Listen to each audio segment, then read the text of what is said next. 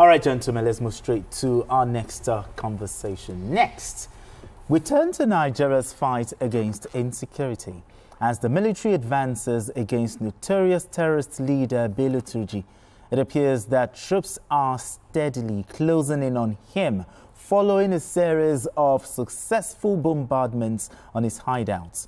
In recent weeks, the Nigerian military has intensified operations targeting Turji's known hideouts across Zamfara, Sokoto and Niger State. The Defense Headquarters DHQ has now confirmed that Aminu Kanawa, the second-in-command to Turji, has been killed by troops of Operation Hadarindaji.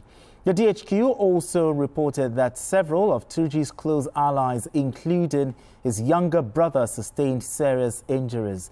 Providing an update, the outgoing Director of Defense Media Operations, Major General Edward Buba, revealed that troops had also eliminated over 7 key commanders and more than 24 fighters fleeing Turji's hideout. All right, Tony, is it safe to say that the days of Bello Turji are numbered? Actually, when we look at the level of commitment and focus of the military, we must commend the military. In the last 1 year, they have been and also the NSA in rooting them out. The armed forces, especially the Air Force and the Army. If this had been done probably 5 years ago, today Nigeria will have been a safer place to live in. But so we must commend the military for their painstaking efforts in rooting these elements out. There is no way the ragtag army can be more powerful than the armed forces of the Federal Republic of Nigeria, that is 220 million. And when you look at these people, they are more or less foreigners. They are not Nigerian. They are just being used as cannon fodder to cause trouble here. So I think that the military has to be commended. And I believe the days are numbered. If they can maintain the level of surveillance, the level of, because without intelligence sharing, without information sharing, the military will not have achieved so much success. So let them continue on this level and let the government continue to support the armed forces of Nigeria. If this one continues, in the next 3 months, I think we will achieve significant effort in curbing the activities of these terrorists. In curbing the activities. Now, you talked about the continuous bombardment. Now, are you convinced that with the renewed vigor by Nigerian troops, Bello Turji will be eliminated soon? Yeah, the day he actually started boasting, that they should come after him, that he's ready for the Nigerian military, that was when I knew that truly your days are numbered. You understand? Because you can't be in the Nigerian territory and then you'll be showing yourself as if you have the might to be able to withstand the Nigerian military. It's not possible. It's obviously not possible, So that was when I knew that this guy has gone to eat more than he can chew. I'm very, very happy that this is happening. I must commend the military for taking the battle to him, and now he's running away. What is responsible for this renewed vigor of the Nigerian collaboration? Is it more funding that they're getting? It's just the collaboration. The willingness on the part of the government. Yes, because the thing is, if you don't have the political will to do this thing, so the political will by the government is actually assisting the military in doing this. And then the collaboration amongst the military, the synergy between the army, the Air Force, and the Navy, and even the police as well as the civil defense and all. So that is where, and the DSS, you understand? So that synergy is what is giving us this result. That synergy is what is giving us this result. Because yesterday, I actually asked someone who stays in Zamfara that how is Zamfara now? Because I heard that, Turji's son is dead, had been killed by. Yes. He said, that's everywhere in Zamfara now, people are just rejoicing. That even he was surprised, before, if you are leaving from Zamfara to other parts of the country, there's a particular time they will tell you to move. That he actually did a road trip from Zamfara, Gusau, down to Kaduna, and that same day he was coming back.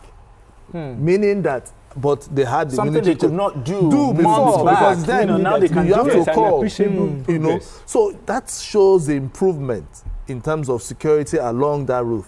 You know, so whatever the military is doing now should be sustained. Should be sustained. Wherever Turji is with his hideout, with his fighters, with anybody, they must be cleared out of the Nigerian territory completely. Now, the army has always, the military, they've always talked about local support fueling bandits. You know, the activities of local support in fueling the banditry activities. Now, how best should it be handled? Because some people give information to these terrorists, to these bandits, and they use it against the military. How best do you think it should be handled? Well, I think we should not, at this point in time in Nigeria, we should not unnecessarily pay too much attention to that. If we eliminate Turji, banditry or terrorism will end. Let us look at the system. It has become so systemic that, you know, there's a saying that the garden that is making noise is because some leaves are behind it. If some people are not behind him, it won't be boasting like that. So I think we should go to the nitty-gritty of it and root out all the elements. And civilian too, because civilian collaboration, you cannot remove that one, who are doing it so for some specific either business reason or political reason or religious reasons. I think the government should fish them out and root them out and destroy them, destroy their base, so that another Turji will not rise up again. So it is it's a systemic thing that we have to do. The government has to be so painstaking going to the root cause of sponsors. Can we say poverty is a reason? I wouldn't say poverty. I wouldn't poverty, say poverty, literacy. Literacy, no. I think it's a question of something that has allowed to, yes, poverty to fester over a long period of time. Because when you look at the activity of the bandits in a state like Zamfara and also other mining states, it is a question of people looking for economic territories. They sponsor these people with money, they take over mines and some other things. And with the passage of time, you cannot even dislodge them with their ammunition that you have given them. If they are jobless in a particular mine, they will move to another area to cause crisis. So let us identify those people who are sponsoring them and root them out until they are identified. When you kill a particular leader, another leader will have been prepared to take over from him. So let us identify those people who are sponsoring them and try as much as possible to also find a way of encouraging people to reduce the abject poverty among the people. Because poverty is also a constitutive part of it. Exactly. Poverty is also part of it. Exactly. And religious silos. Religion as well. All right, then we need to go on this quick break. And when we return, the conversation continues. Don't go anywhere. Still Journalist Hangout.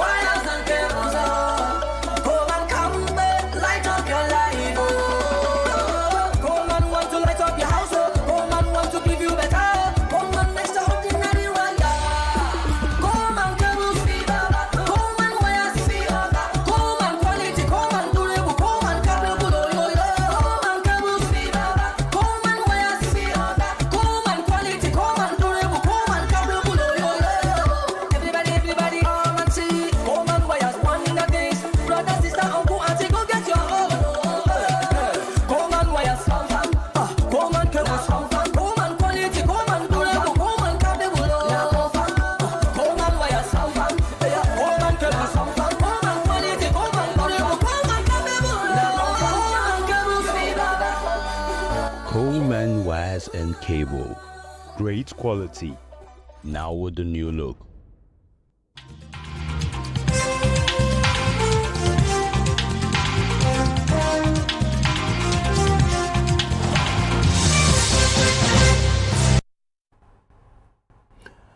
All right, then, if you just joined us, it is still Journalist Hangout. I still have Tunde Abaton and Asukwa James. So we're still talking on insecurity. Just like I asked him, locals who are fueling this banditry, the black legs that are, you know, fueling, feeding information, you know, and jeopardizing the works of the military. How best should this be handled? No, I feel that is the work of the DSS.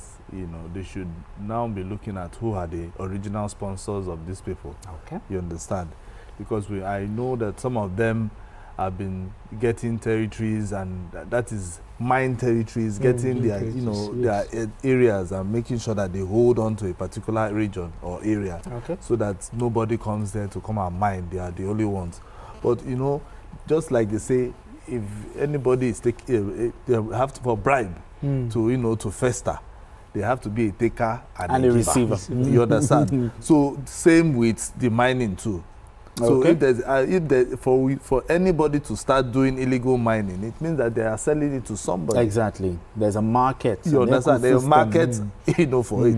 So it means that is where the DSS or the security agencies will start looking at who are the people sponsoring these people to own this territory, because they can't just, you know, own that territory without just with bare hands. Sure. It means that they are using armed to the teeth. They are using guns. You know, and the guns that they are using is sophisticated. That is why the guy has been in because it is real business. He has been there for a very long time. You know, even giving the impression that he can even face the Nigerian army. You understand? So, because he felt that okay, he has maybe rocket launcher, he has AK-47, he has everything at his beck and call. There was even a time that he even was on our APC. You know, I think they actually ambushed some of our soldiers, and he was on top, you know, making mouth and boasting. He even went on, I think, on the social media. Yeah, you know, of course. They even have the nerve. If you know the kind of propaganda that these guys are doing, they have social media influencers. Yes. If you don't know. Now, you know, all of this. So the thing is, the locals are also part of it, because why? They don't also want to die. So sometimes those are the locals that are supposed to give us intelligence, and there are also locals who are benefiting from the reign of terror. Are benefiting from it. Exactly. So they know these people. They know where he grew up. They know his family members. They know everybody that is attached to him. So that is where the DSS will just have to go on now, and make sure that of this, you know, we apprehend those people. Having said all of this, poverty and illiteracy is a problem. For him to be doing all of this, you know, being enabled by the poverty part of it, what should the northern governors be doing to change this narrative? For somebody who understands, for that illiteracy part is what I don't want to believe that is illiterate. Somebody who understands how to use social media. He knows propaganda. No, I'm talking about the people. No, wait. The people who are supporting this. Yes, I know. I know. First, most of those people might be farmers who want shelter. I say no want protection. I mean, protection. So that, and some of them might be herders who also want protection. You understand? Yes. From people who will come and, you know, steal their cows. Exactly. You understand? So sometimes people out of fear do these things, because if there are no police officers, nobody is protecting them, the readily available set of people who are having these arms are the ones that they would, you know, kototo. Yes. So that is the problem. That is the major problem. So we have so many ungoverned spaces in Nigeria. So that is why these guys would always want to go around there, make sure they can, you know, take these territories. Anybody that is around there, they will go there, and then they begin to, you know, claim those territories and turn themselves to lords. So people should now understand that you can't just come to Nigeria and take any territory if you are not a governor, if you are not a local government chairman, or you are not a councillor. So with this is going to send a signal to everybody that there is no territory in Nigeria that you want to take over that you will not face the full wrath of the Nigerian law. Okay. Now, still talking about you know, a little bit on the poverty part, you know, because we've tried Shopi, we've tried NAPEP, we've tried all sorts. What should the northern governors be doing to change this narrative? Well, it's not something that could be done in a jiffy. Okay. We have to understand one problem. According to the United Nations, as at last year, we have about 11 million out-of-school children in Nigeria. out of school, those who are not going to school at all. 10.5 million of them are from the 19 northern parts of Nigeria. And these insurgents, these terrorists, they have done one thing that you know. They have created an economic and religious zone out of their business. Okay. So that zone that they created, some people are dependent on living within that economic zone. That is, they take money from the owners of the mine, they use it to get the support of the local and poor people. And when they get the support of the local and poor people, it becomes very difficult for the security agencies and the government to penetrate them because they are a beneficiary of their activities. So it needs the orientation of the local populace. After the sponsors have been identified, we have to reorientate the people that they are just supporting evil. Because when somebody is living out of evil, it may be very hard for you to convince him because it's living.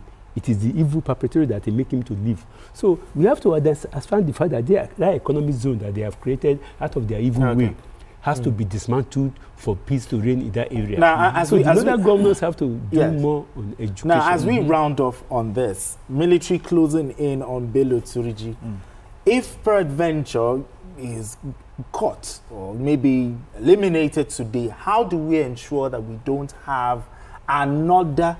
And that is why we're saying that the government has to do. It's a systemic thing that we have to deal with the root cause of it, because we have before him. So how do we deal? Is it from the area of, is it from the area of education? Is it from the area of poverty? Social reorientation of the people. Completely. You social reorientation. You need to reorientate the people. You understand? That is, and education is key here, because I know the Sokoto State Governor was saying that they must make sure, he commended the military, he said, make sure you get this guy dead or alive, you know.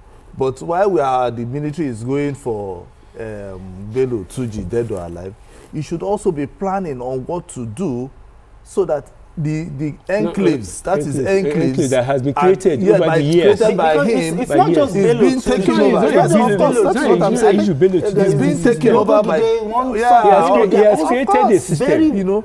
I wish BKO was here. BKO knows all those names. So those enclaves, by now, the governor should be thinking, what do I do so that we don't create another crisis in our hands? Exactly. You know, are we going to build a school there, which is very, very important? Build a school so that you teach people. You have to change the narrative. Change the narrative completely. Change the orientation of people completely. You know, I mean, look at what the Borno State governor is doing in the area of education to make sure that, you know, students get educated and that they are kept in school. Kept in exactly. Because that is very, very important. It's not a question when you go to build school. No, you need to keep them. When you get there to 12 noon, securing the schools they have as gone back well. home. By 12 noon, they have gone back home. It's not a question of sewing uniform for them or giving them textbook. They have to reorientate that fact that they have to have education. That is very, very key to solving this problem. Because another Turji may be in the offing now. True. Because it took the military about probably 10 years to get rid of the other guy. Shekau. He was killed several times. Several times. So we have to do something to fight the system. Another area is our borders. Our borders. That has always been porous. How do we now solve that part? I keep asking that question.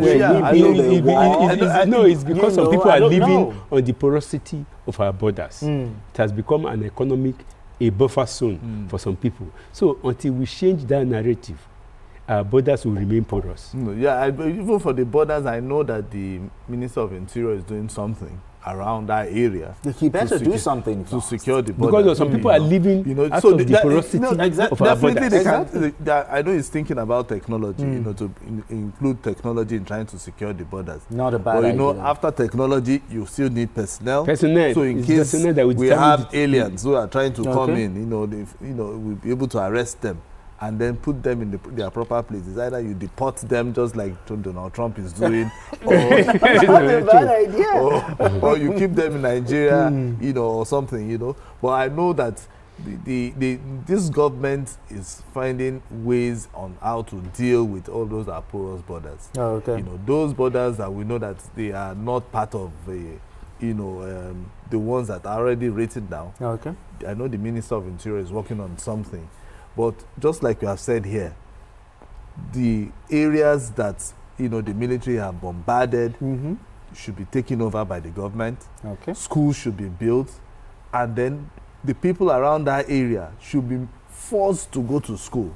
And then the government should make sure that when they are coming to school, they need to change their mindset and not think about that, oh, it is only when you conquer territories that you become that crime pays. Yeah, crime you know, never crime pays. will never pay. Crime So never pays. they need to do that a lot. And then keeping those children in school, very vital. I don't know how the Borno State governor has been doing it, but children have been going to school. Exactly. You know, so maybe they should take a cue from here. You know, maybe they can now reintroduce the school feeding program or something. Exactly. You know, so that you bring children to school. I think the employment can come in and stuff like that. So there's a lot they can do to keep that place safe. All right then. All right then. All right, let's move straight to our next conversation. All right, the federal government has rejected a 532 billion naira contract variation request from the contractors handling the Abuja International Airport's second runway project. The Minister of Aviation and Aerospace Development, Festus Keyamo, made this clear while appearing before the National Assembly Joint Committee on Aviation.